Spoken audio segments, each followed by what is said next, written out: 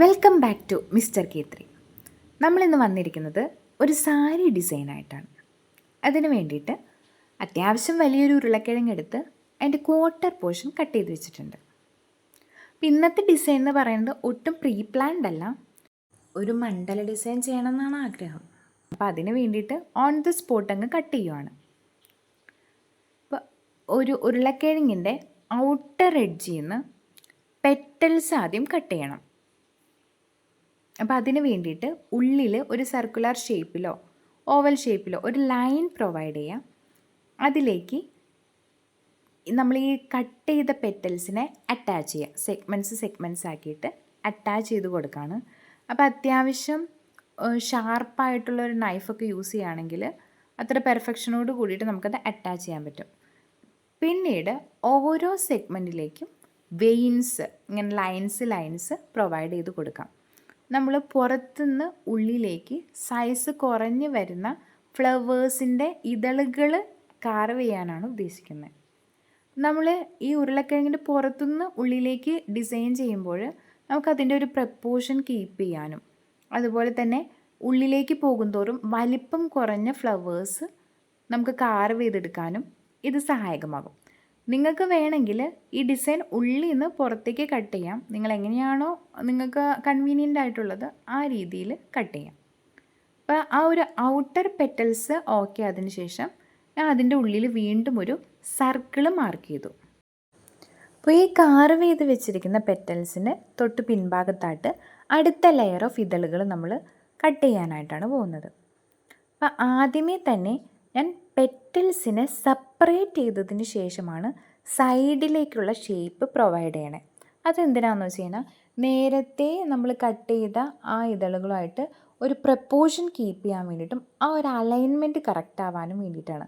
അപ്പോഴാണ് നമുക്ക് ആ ഡിസൈൻ ഒരു ഭംഗി വരുള്ളൂ. അല്ലെങ്കിൽ പ്രിൻ്റ് ചെയ്യുമ്പോൾ പല പല സൈസിലും ഷേപ്പിലും ഒക്കെ ഉള്ള ഡിസൈൻസ് ആയിട്ട് പോകും. പിന്നെ എപ്പോഴും ഉള്ളിലെ പെറ്റൽസ് സൈസ് കുറച്ചാണ് ചെയ്യുന്നത്. ഇപ്പോൾ ഈ പൊട്ടറ്റോൻ്റെ പുറത്തുനിന്ന് ഉള്ളിലേക്കാണല്ലോ നമ്മൾ കട്ട് ചെയ്യുന്നത്. ഉള്ളിലേക്ക് പോകുന്തോറും പെറ്റൽസിൻ്റെ സൈസ് കുറഞ്ഞ് വരുന്ന രീതിയിലാണ് കട്ട് ചെയ്യാനായിട്ട് ഉദ്ദേശിക്കുന്നത്. അപ്പോൾ നമ്മൾ ആ ഒരു സെക്കൻഡ് ലെയർ പെറ്റൽസും കട്ട് ചെയ്ത് കഴിഞ്ഞു. പിന്നെ നമ്മൾ നേരത്തെ മാർക്ക് ചെയ്ത് വെച്ചിരിക്കുന്ന ആ സർക്കിള് ഡീപ്പ് ഇംപ്രഷൻ കൊടുക്കുകയാണ്. അപ്പോൾ ആ ഒരു കറക്റ്റായിട്ട് ആ ഒരു സർക്കിൾ പോർഷനിലേക്ക് നമുക്ക് ആ ഒരു ഡിസൈൻ കിട്ടാൻ വേണ്ടിയിട്ട് ഒന്നും കൂടി ഒന്ന് ഡീപ്പ് ഇംപ്രഷൻ കൊടുത്ത് നല്ല വൃത്തിക്ക് അതിനെ കട്ട് ചെയ്തെടുക്കുകയാണ് ചെയ്യുന്നത്. എന്നിട്ട് നമ്മൾ കട്ട് ചെയ്ത് വെച്ചിരിക്കുന്ന ആ സെക്കൻഡ് ലെയർ ഓഫ് പെറ്റൽസിനെ ഈ സർക്കിളായിട്ട് പയ്യെ ജോയിൻ ചെയ്തിട്ട് ഓരോന്നിനെയും സെഗ്മെൻ്റാക്കി മാറ്റുക. ഇപ്പോൾ ഒരു പെർഫെക്ഷന് വേണ്ടിയിട്ടാണ് അങ്ങനെ ചെയ്യുന്നത്. എന്നിട്ട് ഓരോ സെഗ്മെൻറ്റിലും നമ്മൾ നേരത്തെ ചെയ്ത പോലെ തന്നെ ചെറിയ ലൈൻസ് പ്രൊവൈഡ് ചെയ്യാം. ലൈക്ക് വെയിൻസ് പോലത്തെ ലൈൻസ് പ്രൊവൈഡ് ചെയ്യാം. അപ്പോൾ നമുക്ക് ആ second layer of petals complete ആവും. അതിനുശേഷം ഈ സർക്കിളിൻ്റെ ഉള്ളിൽ നമുക്ക് ആ സെക്കൻഡ് ലെയർ ഓഫ് പെറ്റൽസിനേക്കാളും കുറച്ചും കൂടി സൈസ് കുറഞ്ഞ ഇതളുകൾ കാർവ് ചെയ്തെടുക്കണം.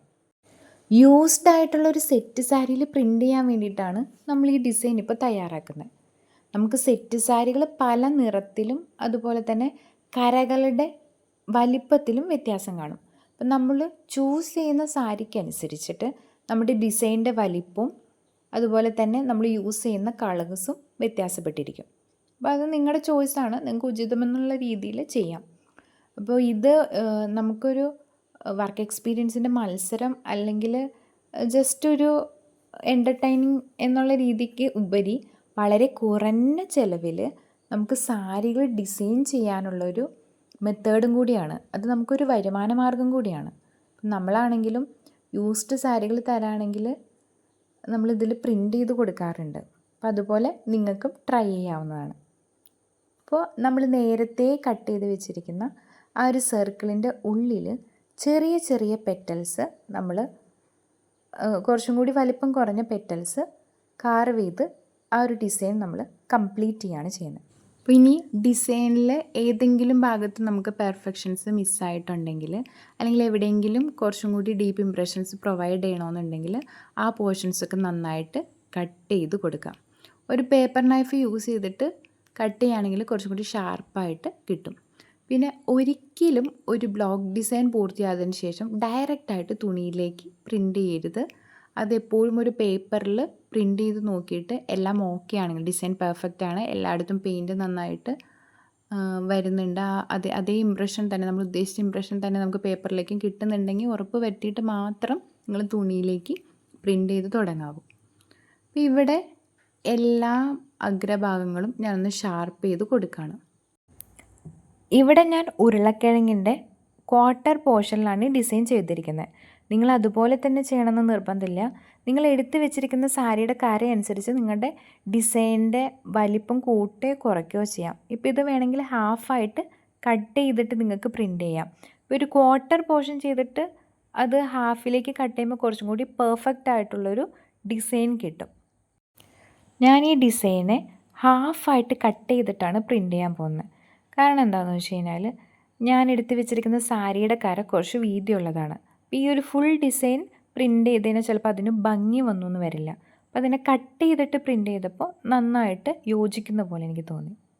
പിന്നെ ഞാനിവിടെ യൂസ് ചെയ്തിരിക്കുന്ന കളർ എന്ന് പറയുന്നത് ഡാർക്ക് ബ്രൗൺ ആണ്. അതെന്താ അങ്ങനെ യൂസ് ചെയ്യാൻ കാരണം എന്ന് വെച്ച് കഴിഞ്ഞാൽ ഈ സെറ്റ് സാരിയിൽ ഓൾറെഡി ഒരു ബ്രൗൺ ഷെയ്ഡുണ്ട്. അപ്പോൾ ഇതേ ഷെയ്ഡിൽ തന്നെ നമ്മൾ ഡിസൈൻ പ്രൊവൈഡ് ചെയ്യുമ്പോൾ അത് നല്ല മാച്ചായിട്ട് പോകുന്നുണ്ട്.